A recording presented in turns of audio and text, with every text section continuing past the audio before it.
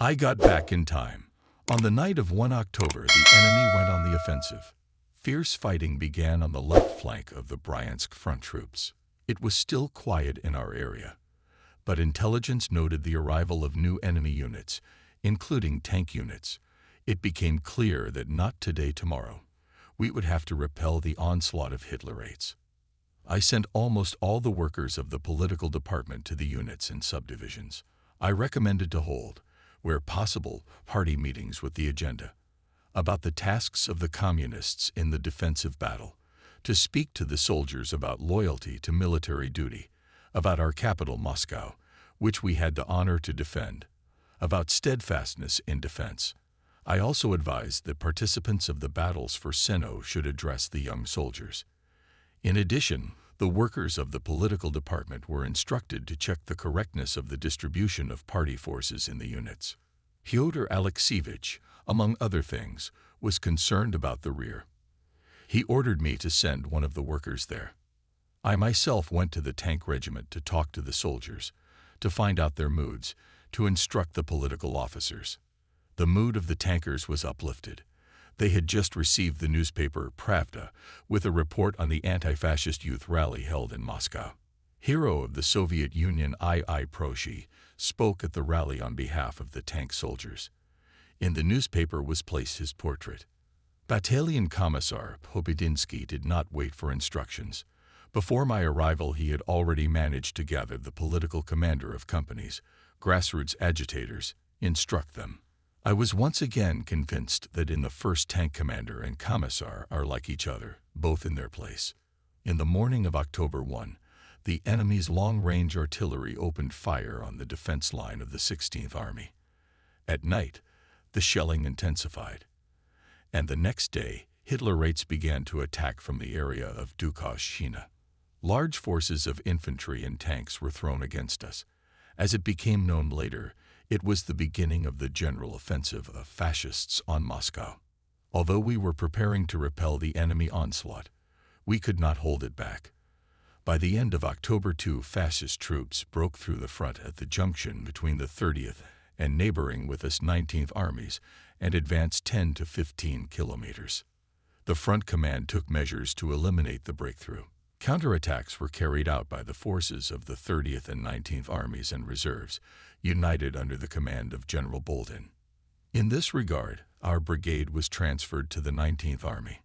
In the evening I, together with the Chief of Staff of the brigade, Major Igernov, came to the commander of the 19th Army, Lieutenant General M.F. Lukin, in the forest, southeast of the state farm Milovo.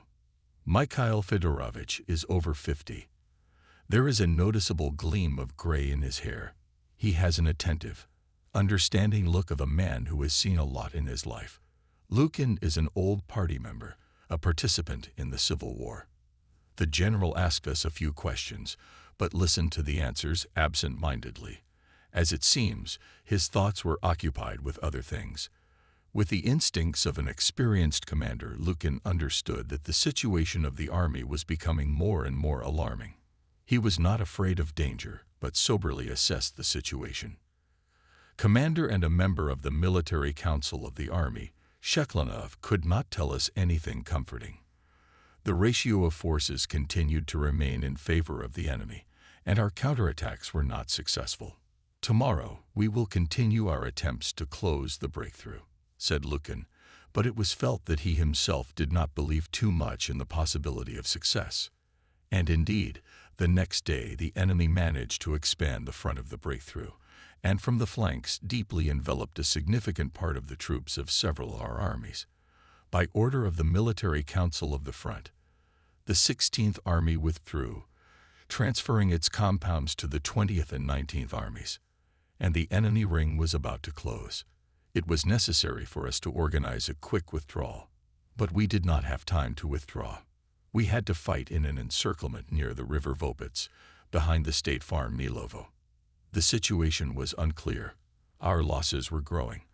All this reminded me of the beginning of the war, the 31st Tank Division, Colonel Kolakovich. On the night of 6 October, the brigade concentrated on the edge of the forest. They expected at dawn to break the encirclement ring with a sudden blow. In the darkness, the commander, the brigade commissar, and I with the chief of staff set up tanks, distributed on the cars of the soldiers of the motorized rifle battalion, which were to act as a tank landing. It was getting a little bit lighter in the east, when we, having finished all the preparations, sat down on the grass to have a quick snack before the battle. Suddenly, the sounds of music muffled by the distance reached us. It was almost unbelievable. The pre-dawn gloom, the blue mist on the edge of the forest, the wary silence, and suddenly, music. Damn it, they found time to have fun. Who started it? General Remizov was indignant. Perhaps the enemy has it. Having listened to it, the chief of the special department, senior political officer Shandrikov, suggested. Nonsense. Some of our men took an unwise initiative, deciding to raise the mood in this way, objected Commissar Soloviev. They must have started a gramophone. No, the music comes from the Germans. Shandrikov stood his ground. We interrupted our breakfast and went to the edge of the forest. Having taken shelter in a dense bush, I brought binoculars to my eyes and saw that about half a kilometer away from us, up to a regiment of Hitlerites was lining up on the field. It is necessary to warn our men not to give themselves away, said General Remizov. Let them leave. It will be easier for us to break through. But the Germans were not going anywhere, but simply decided to carry out a mental attack. We understood it when they turned in 3 thick chains and under the cracking of drums moved towards the forest, where our thinning units were hiding. Only one thing was unclear. Why did the fascists resort to such a brazen demonstration? The enemy were approaching. They were marching at full height without firing. Drums were cracking fractionally, and under their anxious murmuring sounds Hitler's soldiers were diligently typing a step, knocking down dew with heavy boots. The fog dissipated imperceptibly, and on the field, where the soldiers passed, freshly trampled paths were clearly visible in the tall grass. Don't shoot, only don't shoot before the time, worried Remizov, seized by the excitement of the hunt. The enemy's psychic attack did not frighten us in the least. On the contrary, we were getting an opportunity to teach the enemy a serious lesson. The enemy chains quickened their step and then ran. Remizov was waiting for this moment. At his command simultaneously opened fire in tankers and gunners. Our bullets mowed down the fascists without mercy.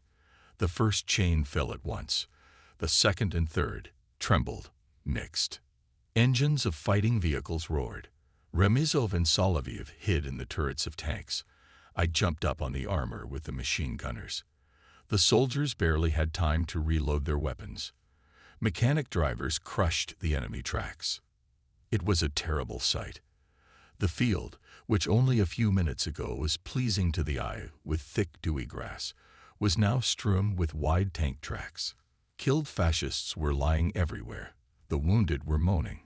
Bright blood stains were scarlet on the crumpled grass. We learnt the reason for the unwise mental attack from the testimony of the prisoners. It turns out that the fascists did not assume that there were tanks in the forest. They thought that they were defended by a small number of scattered groups of Red Army soldiers, which could be easily dealt with in one blow. Before the attack, Hitler's soldiers were given schnapps, and after the battle they promised a 2-day rest. The miscalculation cost the Nazis dearly. Having destroyed almost completely up to 2 battalions of infantry, the brigade broke out of the ring and restored communication with the task force of the headquarters of the 19th Army. Everyone breathed a sigh of relief, but as it soon became clear, it was too early to rejoice. It seemed that we had broken through one, and there was a second ring of encirclement. Military Council of the 19th Army held an urgent meeting. To it were invited commanders, commissars, and chiefs of political departments of compounds. The question was discussed: what to do next? After a long debate, it was decided that our brigade would be the first to break through the encirclement ring, and the rifle units would organize defense on the flanks of the breakthrough. We drew up a schedule for the withdrawal of units. There was a lot of controversy about it. Each commander wanted to withdraw his unit faster. The commander looked outwardly completely calm. This courageous, never losing his composure, probably better than others, understood how difficult to implement the decision, and therefore patiently listened to the considerations of his subordinates, trying to weigh and provide for everything. Returning to the location of the brigade, General Remizov said to Solovyov, "I feel in my heart that there will be no use out of this idea. Everything seems to be rightly decided, but when it comes to the case, confusion will begin. I have heard how some people argue. You see, they need to go out in the first place. Nobody wants to cover the flanks. What if we fight our way out ourselves, Pyotr? Let the others follow us." "I didn't expect partisanship from you," Pyotr Alexeyevich objected angrily. "I do not agree to such an option. It is necessary to strike with a fist, not with spread fingers." Well, we'll see." Remizov pressed his lips together. For several days the brigade fought in the area of the villages of Bogorodetskoy and Obukovo, piercing the passage of rifle units. We had only 12 tanks left. Especially persistent was the battle on 12 October. At noon, reconnaissance found up to 24 heavy and medium tanks of the enemy. They were blocking our way to Bogorodetskoy. General Remizov shifted his cap on the back of his head. 20 tanks. That's a lot. But we'll try to get through. The enemy did not wait for our approach, but attacked us himself. His tanks turned round and moved forward, waving long barrels of guns, as if sniffing. The commissar of the regiment, Shepetov, with a slightly pale but resolute face, leaned out of the turret and waved his hand invitingly. The heavy hatch cover slammed shut with a clang, and a brown cloud rose up behind the stern of the vehicle. Our and enemy tanks were getting closer. I was sitting with the machine gunners on the armor of one of the 30 Chevers, holding tightly to the bracket on the turret. The mechanic driver drove the car at high speed. It was bouncing heavily on the uneven field. The enemy was firing from a long distance. Shrapnel shells began to burst on our right and left. The machine gunners' Ps fled to the ground, lay down in the ravine, letting the tanks pass ahead. I also jumped down, lay down in a shallow, fresh crater. The ground is damp. My overalls on my chest and elbows got wet at once. The young soldier lying on my left prepared a grenade and inserted the fuse. The machine guns were crackling angrily, dryly. I took my pistol out of my holster. Our tanks bravely went at the enemy, firing from the move and from short stops. Here one enemy vehicle turned on the spot, having lost a track. Another tilted, almost bumping into the ground with a gun barrel. The third one had black smoke pouring from the transmission compartment. One of the commanders raised the machine gunners from the ground with an imperious whistle. The soldiers rushed after the tanks. A hurrah was heard, drowned out by gunshots. In front, a tank battalion commissar Shepetov, with a clearly visible number 14. Suddenly it stopped, as if it had run into some invisible obstacle. There was a strong explosion, and the tank was enveloped in smoke. My heart ached. None of the crew jumped out of the hatches of the burning machine. So died Shepetov. Unable to withstand our onslaught, the enemy tankers turned back to the forest. On the field there were 12 burnt and knocked down German tanks and 3 of ours. In the evening we buried the dead. In the mass grave we lowered the bodies of Battalion Commissar Shepetov, Chief of Staff of the regiment Captain Kashchev and others, who had fallen by the death of brave men. The tankers stood over the grave with bare heads, in mournful silence. And still, though at an expensive price, the passage to Bogorodetskoy was opened. Now it is necessary to let the infantry into the breakthrough, to organize the defense of the flanks. But there was confusion.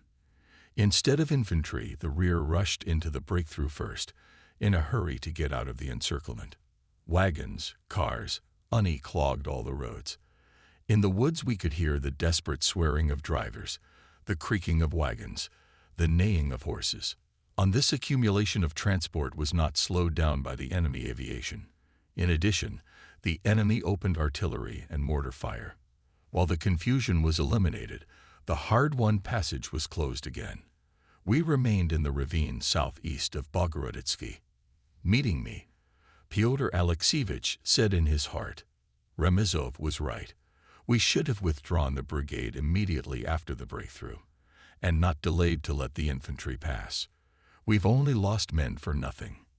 Ugu and Solovyov spat vigorously.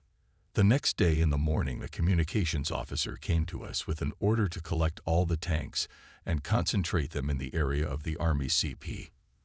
The commander, the commissar, and I were ordered to report to the commander for a meeting.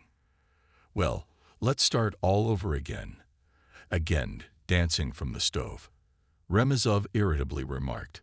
When we arrived at the headquarters of the 19th Army, there was the commander, a member of the military council, several commanders, and commissars of compounds. Not far from the command post in a clearing stood Po-2 aircraft. Its plane and fuselage were riddled with bullets and shrapnel.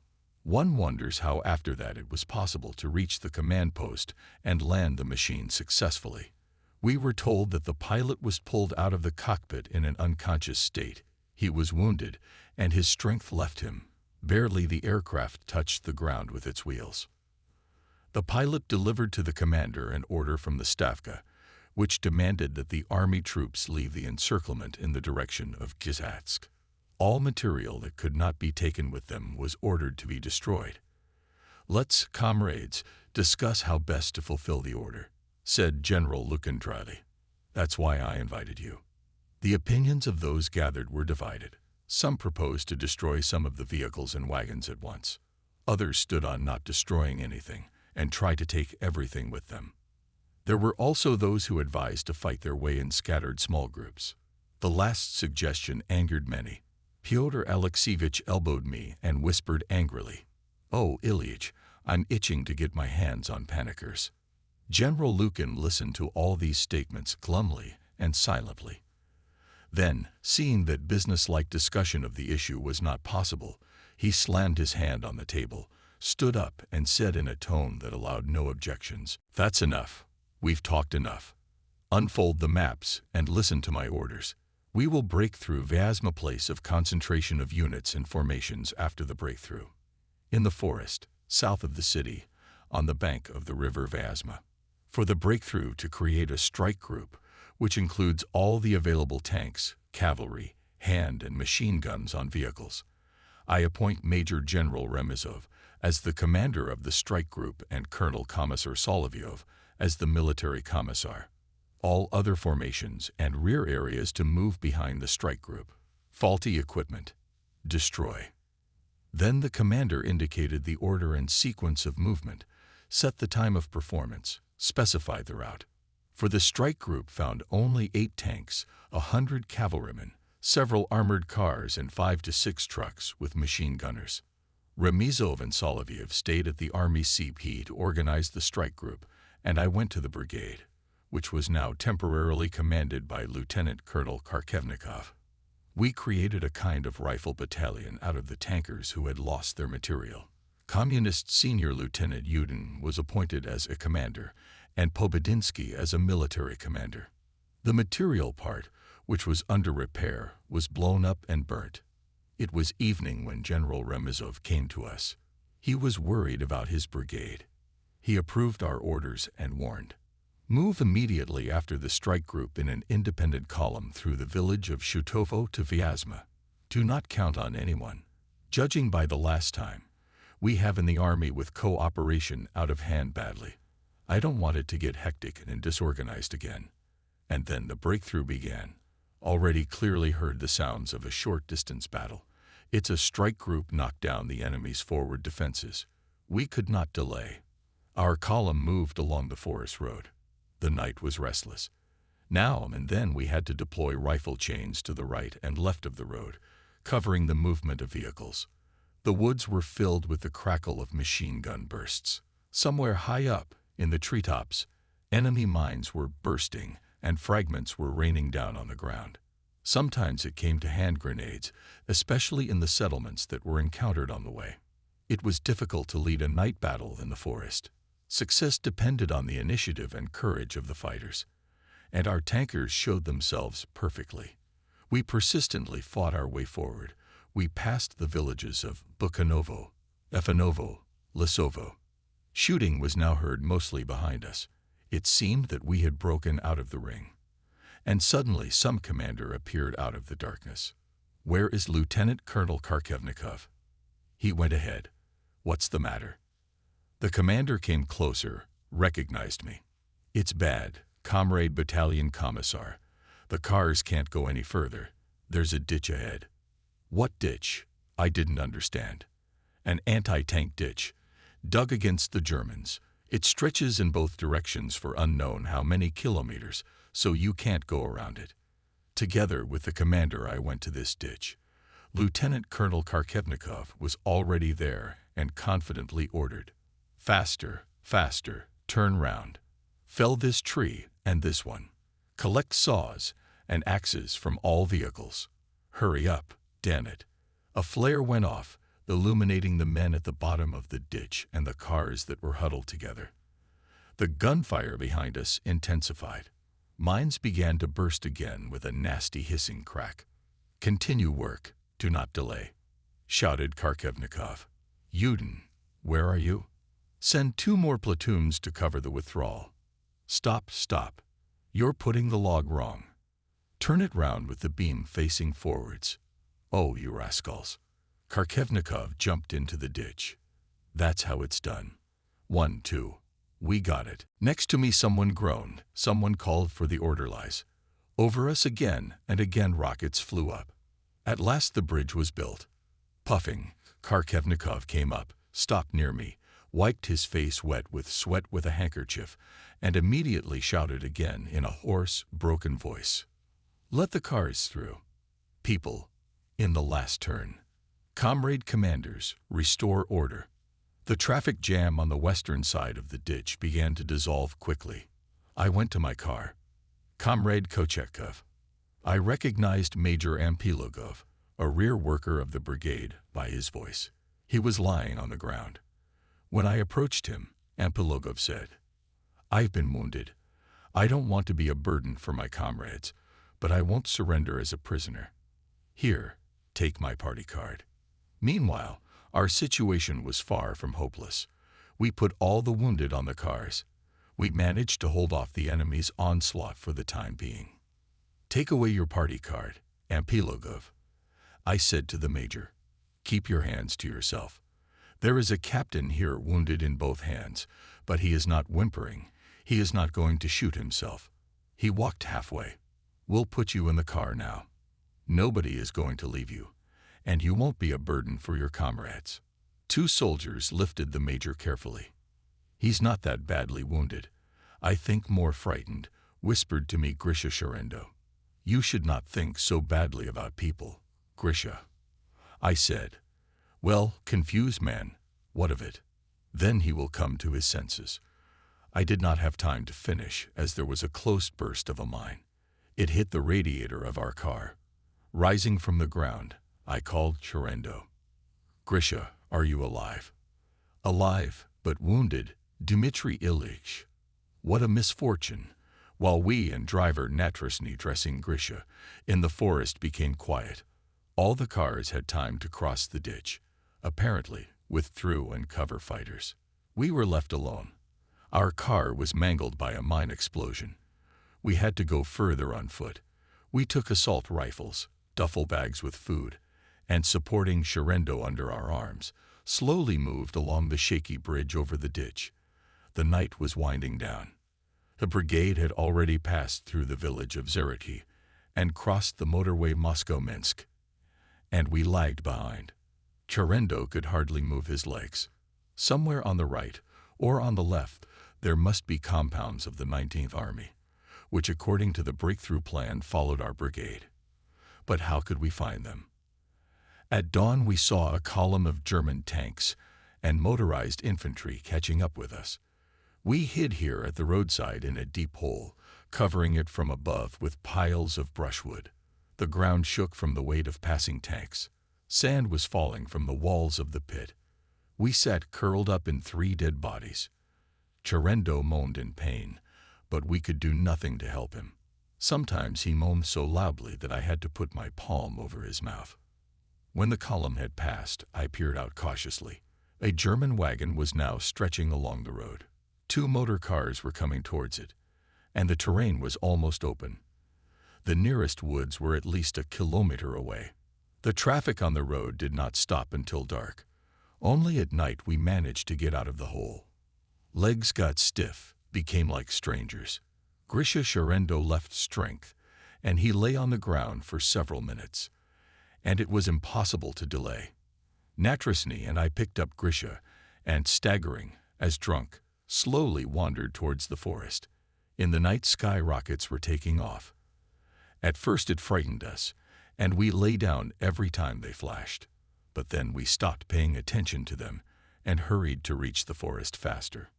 It was already light when we reached the edge of the forest. They crammed into a dense bush, lay down on the cold, damp ground strewn with leaves. We had to be alert, but sleep overcame us. We took turns, pushing each other to keep awake. I was lying on my back. Through the yellowed leaves of the shrubbery I could see the sky, colored pink by dawn. A little bird perched on a branch half a meter from my face, tilted its head to the side, looked at me with its beady black eyes, and whistled cheerfully. My watch stopped.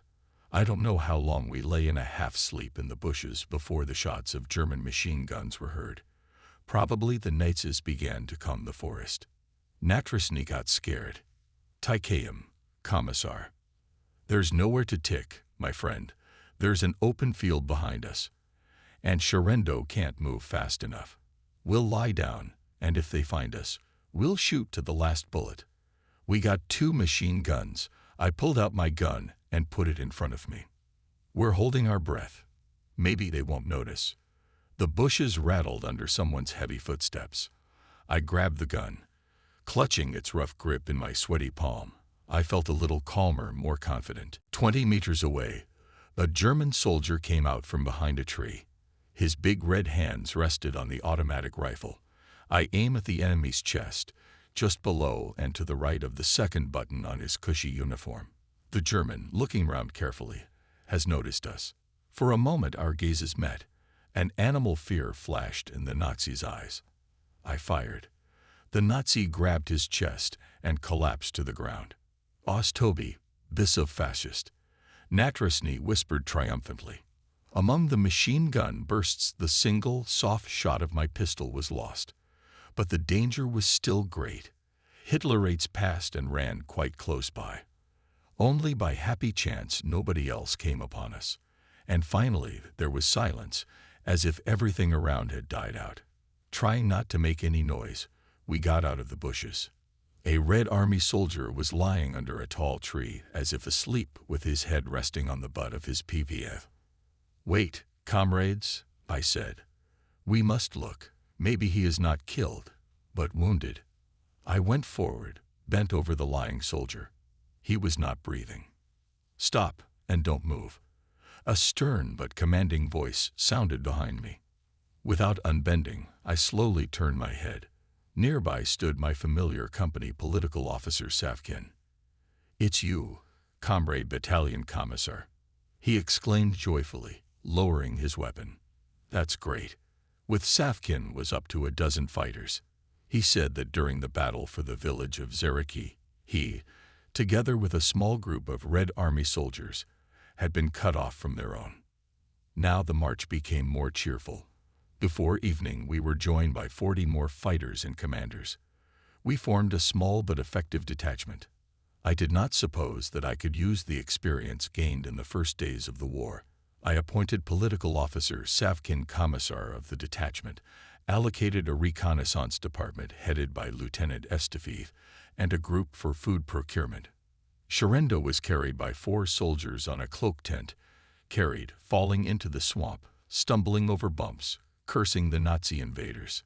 Every 150 to 200 meters the porters changed. Grisha felt his condition hard. He kept trying to walk without the help of his comrades. But his wound was heavy, besides it festered. At times, Sharendo lost consciousness. As soon as they passed the swamp, they had to lie down in the bushes, hiding from the Nazis, who were combing the forest. Hitlerites were many. They came to the edge of the forest, as scouts reported to me, on several cars, all armed with machine guns, and we were saving ammunition for the decisive moment, for the breakthrough through the front line. The fascists are on the prowl everywhere. Shooting can be heard. Solitary fighters, and maybe small, spontaneous groups are hiding in the forest. They are the enemy's victims. We can't help our comrades. The forces are too unequal. To engage in battle is to lose lives in vain. To my left there was a crackle of deadwood. Someone was running through the bushes. I became wary, pressed the butt of my automatic rifle more tightly to my shoulder. I saw a tall commander with a grenade and a pistol in his hands. His face seemed familiar to me, but afraid of being mistaken, I loudly whispered a command. "Lie down." The commander stopped and suddenly smiled broadly. Kochetkov. It was my old comrade from my work in the political department of the front battalion, Commissar Chubchenko. But how he had changed. No wonder that I did not immediately recognize him. Chubchenko had lost weight. His face had become puffy and glowed unhealthy yellow. We embraced. With difficulty catching his breath, Chubchenko interrupted voice briefly told that their small group was discovered by the Nazis. A firefight ensued, in which the battalion commissar Litkin and several Red Army soldiers were killed. The rest scattered through the forest. Our soft conversation was interrupted by footsteps.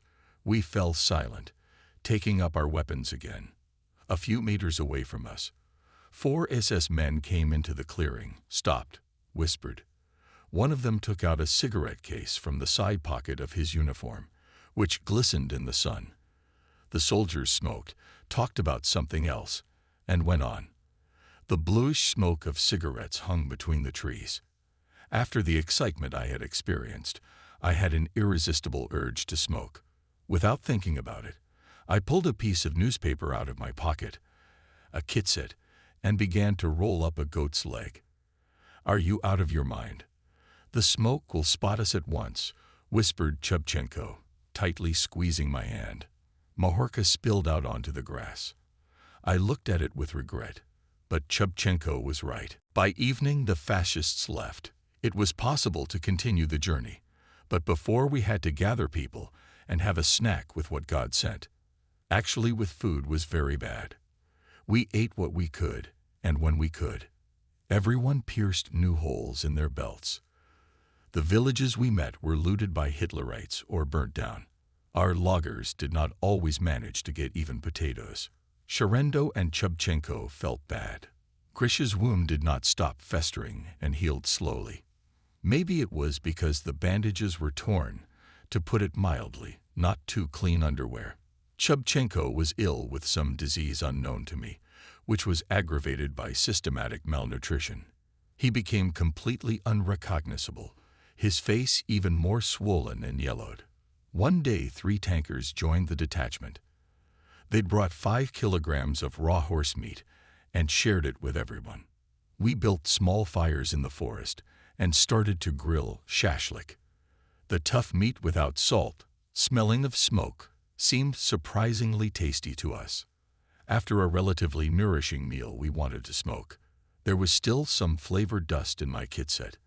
I began to search my pockets for a scrap of newspaper and pulled out a crumpled envelope with a letter I had forgotten about. This letter had come at the end of September from the wife of Major Kovalevsky, who had been killed in action. I thought that now it would be very convenient to read the letter to the tired, hungry, but not submitted to the enemy Soviet fighters. Simple, coming from the heart, excited words of Larisa Kovalevskaya called for revenge, fueled hatred to Hitlerites. "A few hours ago, I received the terrible news that my husband was killed," wrote Larisa Vladimirovna. "In this war I lost my father, brother, and now my beloved husband. My children were left orphans. We barely managed to save ourselves, to evacuate from Minsk." The widow of Major Kovalevsky urged the soldiers and commanders to avenge her husband's death for the grief and suffering that the fascists brought to the Soviet people. "Be merciless to the enemy. Always remember that victory is ours." That's how she ended her letter. I read and saw that they were listening to me attentively, concentrated. The fighters' faces were stern, thoughtful. Probably, They were thinking at these moments about their families, so close and so far away. The chairman of one of the collective farms gave us a horse with a saddle. The horse is old. It has an eyesore on its eye. Ribs stick out like hoops on a barrel. And yet some of the Red Army men looked at it bloodthirstily, remembering the recent kebab. I did not allow the horse to be wasted. It was now ridden in turn by Sherendo and Chubchenko. The horse rode at a leisurely, lurching pace, but it suited us quite well. Anyway, the detachment was moving quite slowly. But here is the cut of the map that I have preserved. There was no next sheet. We had to walk further, determining the direction by compass, asking the local population. By evening, we reached a small village. Smoke was rising from the chimneys of some houses. The wind carried the faint smell of fresh bread. We swallowed our saliva, but we did not dare to go into the village at once. We sent a scout there. Having returned, the scouts reported that the Hitlerites had left the village. Only 2 soldiers remained. I called Deputy Political Officer Taliatinov, a man of great courage. We must capture these fascists. Take 3 Red Army men with you and act. Yes, Taliatinov replied briefly, and in his narrow black eyes a bad light flashed. An hour later, the deputy political officer brought the prisoners. Here, Comrade Commissar, he said, without going into details, and threw the trophies on the grass. 2 automatic rifles, a flask, and 2 Macintoshes. The prisoners were trembling with fear, saying senselessly, "Hitler kaputt." I expected to interrogate them, but none of us knew German. In the village we got some meat, peas, flour, salt. For the sick Chubchenko we got 2 chickens and several bottles of milk. On the 30th of October, it snowed. Winter came early that year. As we climbed deep into the forest to make a break in a relatively safe place, we heard a cheerful song. It was sung by the tinkling voices of children. We went in the direction where the melody was coming from, and soon we met 5 boys of about 10 or 12 years old. It turned out that they were deliberately walking through the forest and singing loudly to attract the attention of the Red Army and warn them about the appearance of a large German unit in the neighboring village. We praised the boys for their ingenuity. They promised to bring milk for Chubchenko, and to us mikorka and salt. Waiting for the boys to return, the fighters laid down under the trees right on the frozen ground and immediately fell asleep. I, too, lay down under a cloak tent, but I could not sleep. I was tormented by thoughts, whether the children would not arouse suspicion of Hitlerites, whether they would not be caught when they went to the forest again. But everything turned out safely. The boys brought 3 bottles of milk, salt, and fodder poured into the case of a pocket electric torch. A few more days passed. The last piece of chicken was left. I cooked broth for Chubchenko myself, but he refused to eat. He was not well at all. "Leave me in the village with the collective farmers," he begged. "Anyway, I will not get there." I didn't agree. "Be strong, Alexei. The hardest part is behind you. Soon we'll put you in hospital." Chubchenko shook his head languidly. He had no strength to argue. 6 November approached the river Ruza. It flowed leisurely between the gentle, overgrown willow banks. The leaves had long ago fallen off the willow trees. The wind whistled in the bare branches. The water in the river was leaden, unfriendly, covered with a thin, glass-like ice crust at the banks. The thought of wading in such water made one shiver. Beyond the river, on a hill, the village of Sutoki could be seen. From there came the screams of women, the shrill squeal of piglets, and the clucking of frightened hens. There was some bustle in the streets. I raised my binoculars to my eyes. That's right, it was Hitler's soldiers engaged in robbery. They caught chickens and piglets, dragged them into cars. When the fascists left, we soon found the ford by the traces of cartwheels, breaking off at the water's edge. Not far from the shore, in a dilapidated barn, the soldiers found 8 horses, which the collective farmers had hidden from the Germans. We decided to use them for crossing. The first to cross the river was Chubchenko on horseback on our detachment nag. I did not want to let him go ahead, but he insisted. The ford has not been explored. I'll check it out. I can swim, and then. Chubchenko did not finish, but it was clear to me what he wanted to say. He always felt like a burden to the squad. The crossing took more than an hour. The ford was deep. In some places, the water was up to the horses' withers. Lieutenant Evstafiev and Deputy Political Commander Talyatinov could not hold on, and fell off their horses into the river. They got ashore soaked to the skin. In the penetrating wind their wet clothes were covered with ice. Strange that nowhere was not Chubchenko, although everyone saw how he safely crossed. Where is he? Didn't something happen to him? I was worried about Alexei Mikhailovich. In his condition, it's not easy to endure a cold bath. Evstafiev and Talyatinov were pitiful to look at. The tall Evstafiev was sniffing his blue nose in a childish way. Talyatinov could not stop trembling. His teeth were clattering incessantly. "Shall we go to Sutoki and get warm, Comrade Commissar?" Evstafiev begged. Politruk Savkin supported it. "Indeed, we must risk it. Otherwise people will catch cold." We headed towards the village through snow-covered vegetable gardens. On the outskirts of the village we noticed a bathhouse, beside which was tied up our white-haired mare. With her head down, she indifferently nibbled the stale grass with her long yellow teeth. "Is not here Chubchenko?" I thought.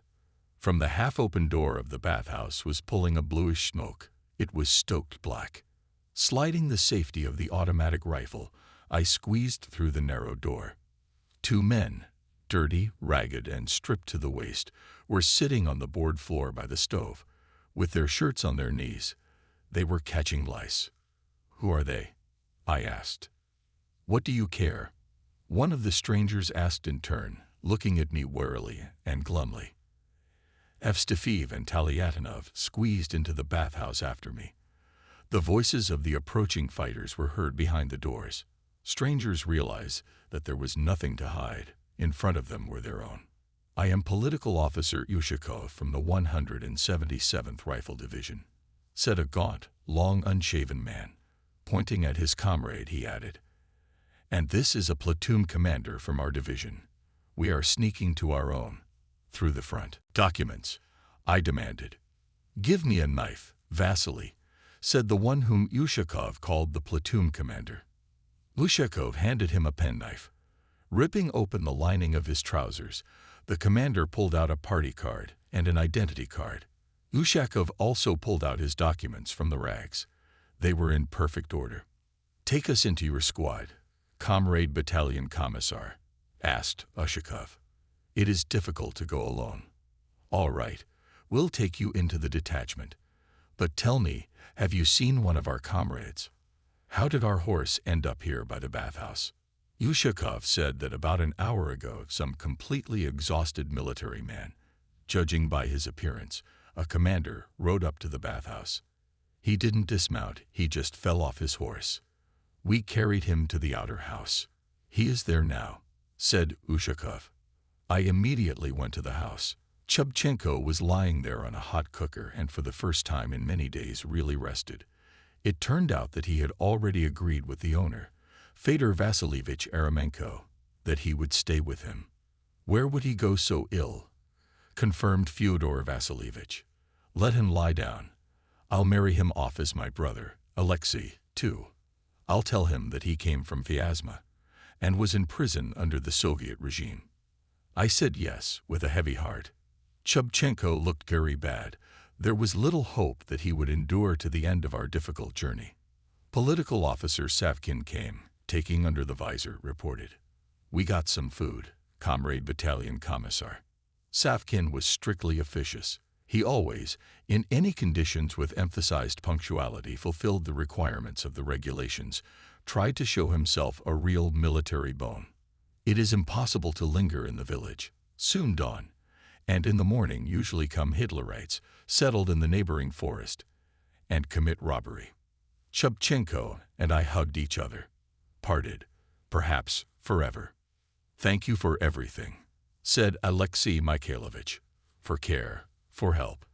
If you successfully get out of the encirclement, tell your friends how it was. I was tormented by the thought of whether I was doing the right thing, leaving my comrade in the care of the peasants.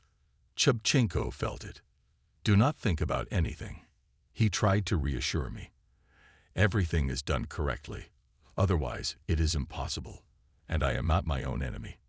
Well, goodbye. We hugged once more. In the yard, Fyodor Vasilievich, buried in the shed uniforms, documents, and party card, Chubchenko. It's all right. Maybe it will be all right, he said to me.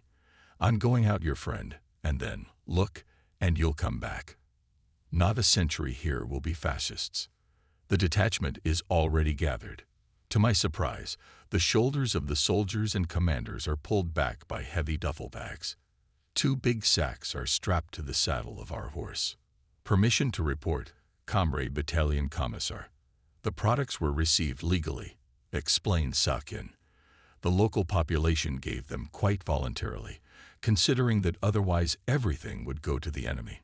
In addition to potatoes, bread, salt, and other things, the collective farmers gave us 2 heifers. Now we had quite a solid stock of food, and we could really celebrate the great holiday, the 24th anniversary of the October Revolution. In the morning we slaughtered a heifer and boiled potato soup with meat. The men pulled themselves up without orders, put themselves in order if possible. Politruk Savkin rubbed his broken boots with the hollow of his overcoat long and diligently. I held a conversation about the anniversary of the great October Socialist Revolution. I spoke about those difficult years when the troops of 14 countries were attacking the young Soviet Republic. We withstood then, defeated the enemies. We will win now, despite the failures in the first months of the war. A day later, on a clear frosty night, we heard the clattering of machine guns. We were at the very front line. But how does it run? Is it solid? Where is the best place to break through? I sent Taliatinov with 2 Red Army men to reconnoiter. In an empty village, the detachment stopped for a last halt behind enemy lines.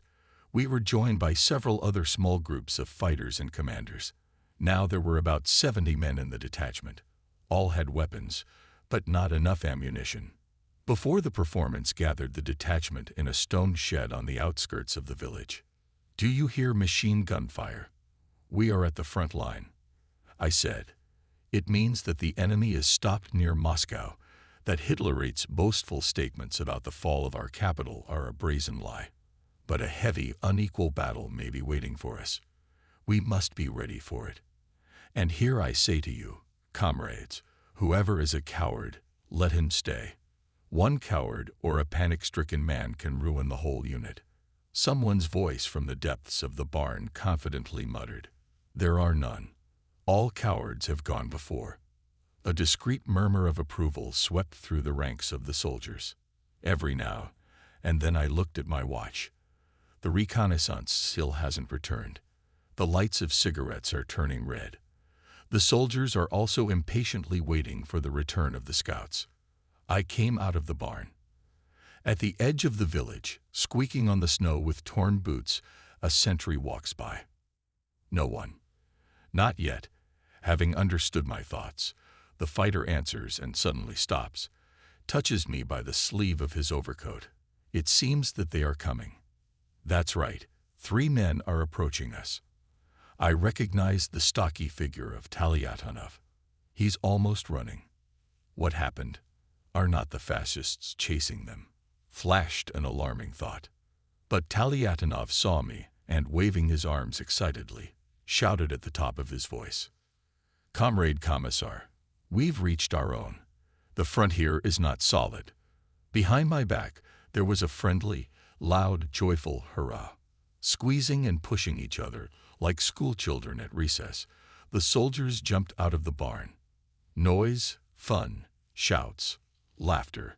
Swing the scouts, someone suggested, amid laughter. I called Taliatinov.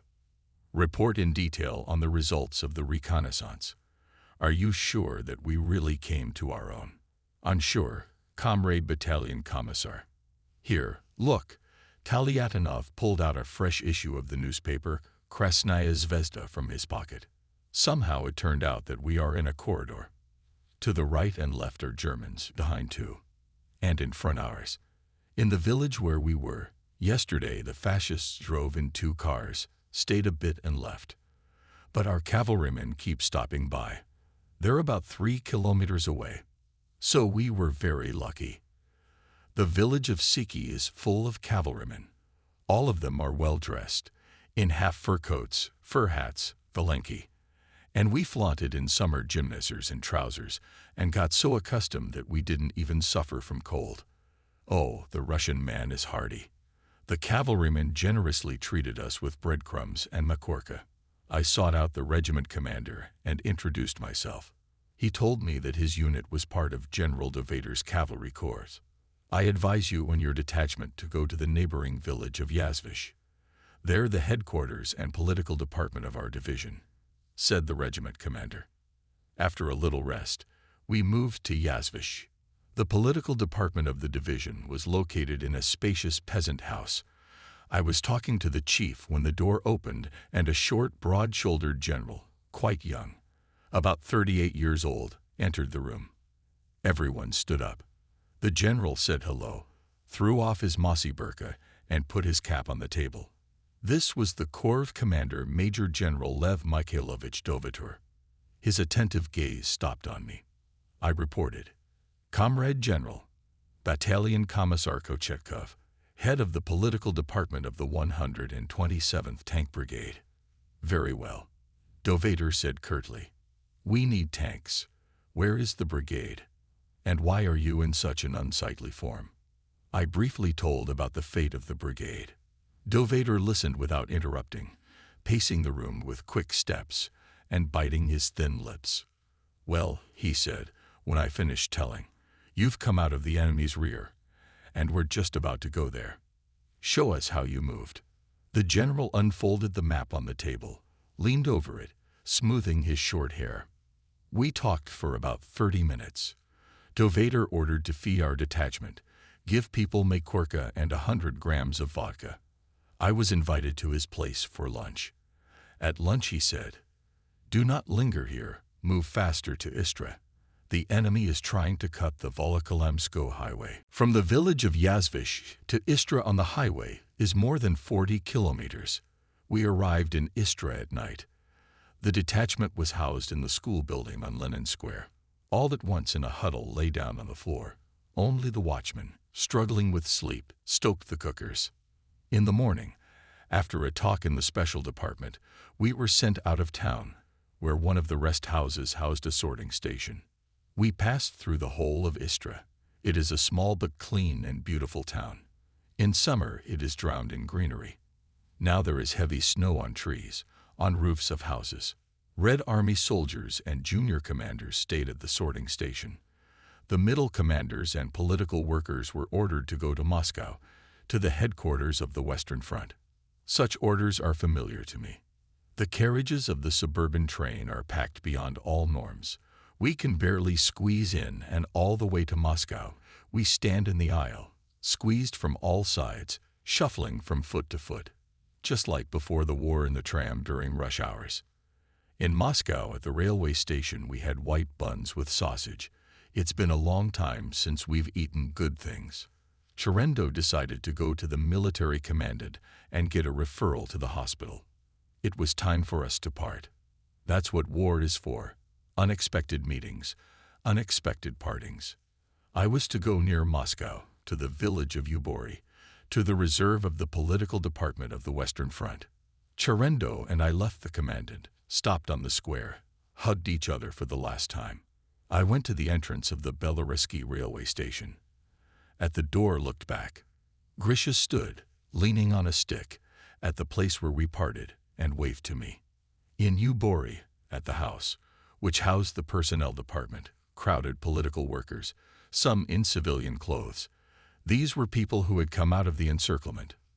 They let me into the hut only on call, but I did not wait. The duty officer, a junior political officer, tried to stop me. You were not summoned. Wait. I dismissed him and opened the door to the room where the personnel officers were working. Hello, friends. Battalion Commissar Kochetkov has arrived at your disposal. Everyone jumped out of their seats. Friendly handshakes began. Questions were asked. I had lunch, of course, together with my friends. At the table sat Zaslavsky, Zykov, Agolnikov, and others.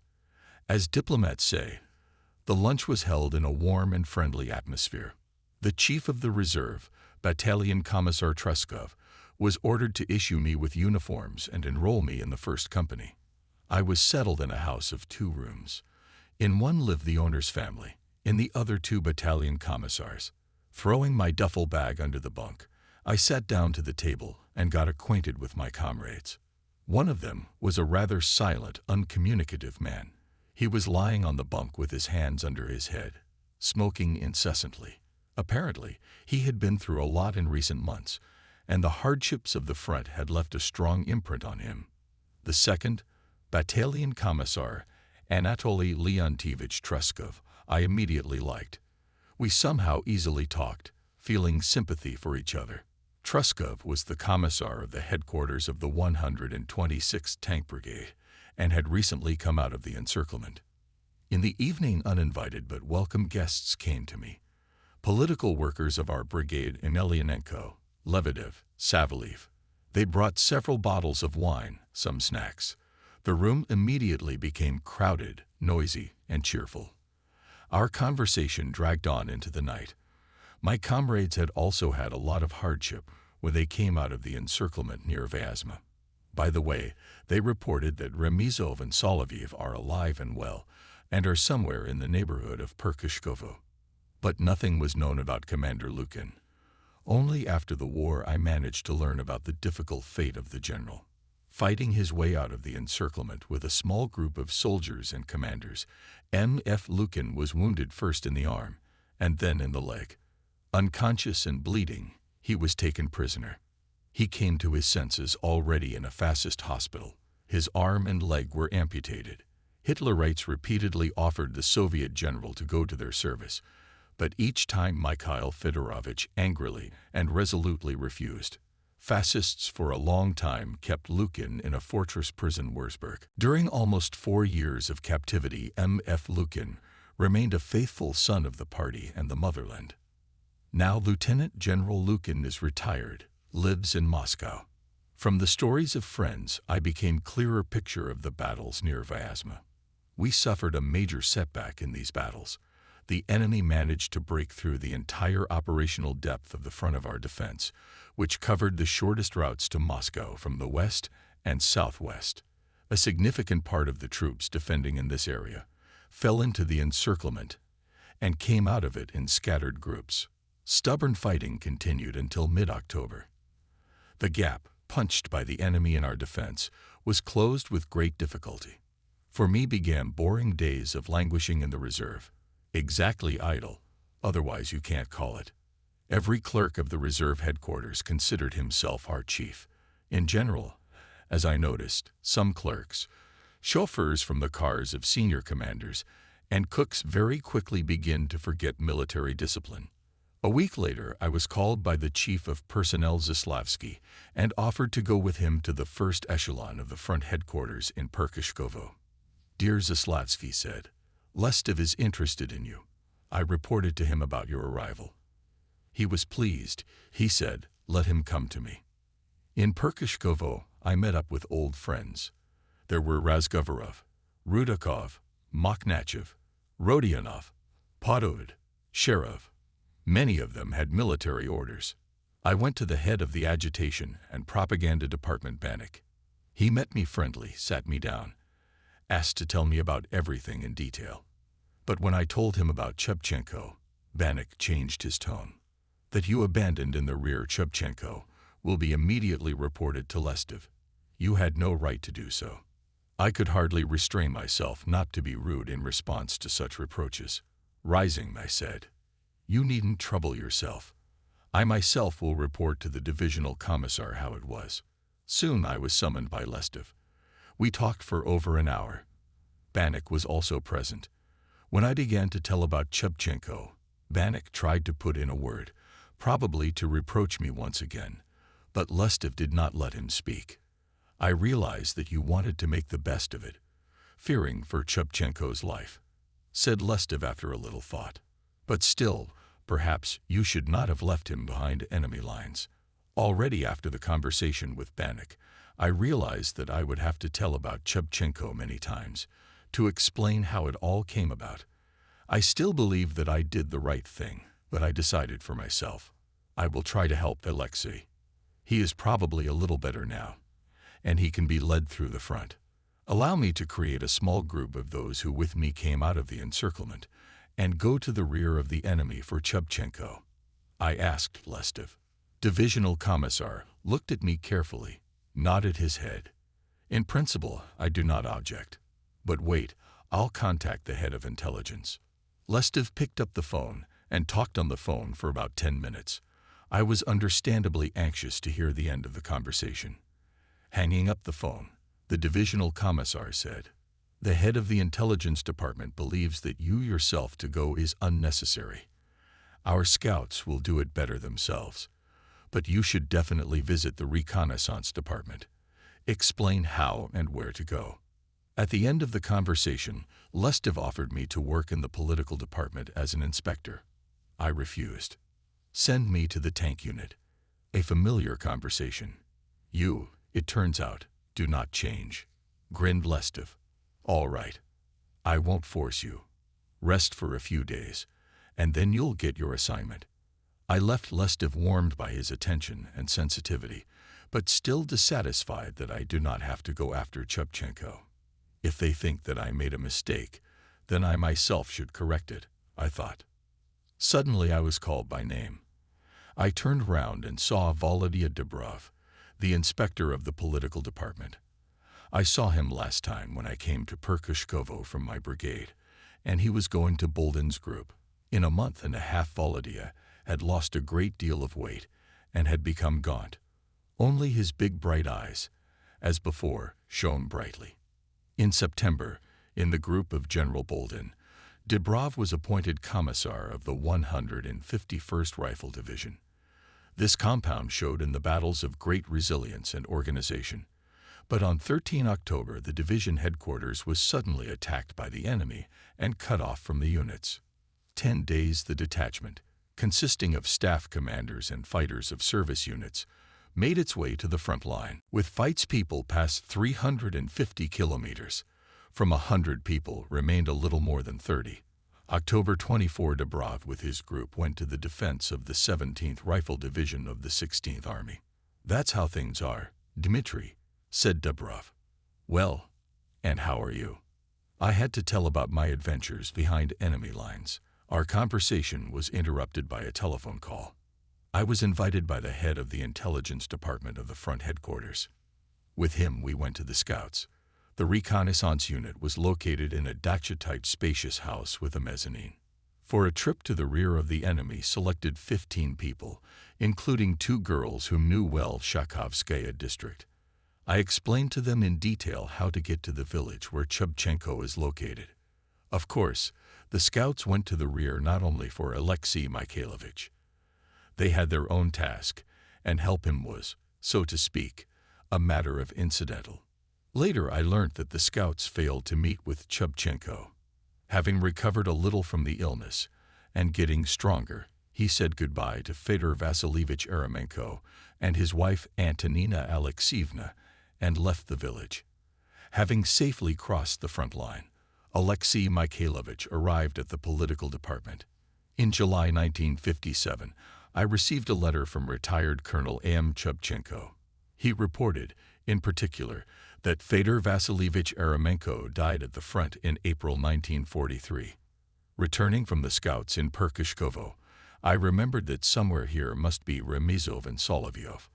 I did not manage to meet General Remizov, but I saw Pyotr Alexeyevich. There seemed to be no end to mutual questions and stories. Here I learnt about the misfortunes of the 19th Army. The strike group, led by Remizov and Solovyov, its difficult task was fulfilled. The breakthrough was made, but all the equipment had to be abandoned. Further, Remizov's group was cut off from the army formations, which, not feeling centralized control, began to break through each at their own risk. With great difficulty, after many days of marching through the enemy rear, the remnants of the shock group on the 6th of November caught up in the area of Narrow Fominsk, the front that had rolled back. Pyotr Alexeyevich told about all this in detail and interestingly. Then he asked, "Where are you going to be sent?" "I don't know. I asked Lestev to send me to a tank unit," he promised. "So far I'm sitting, waiting for the weather." Soloviev sighed. "I'm also waiting for an assignment. I'm in agony.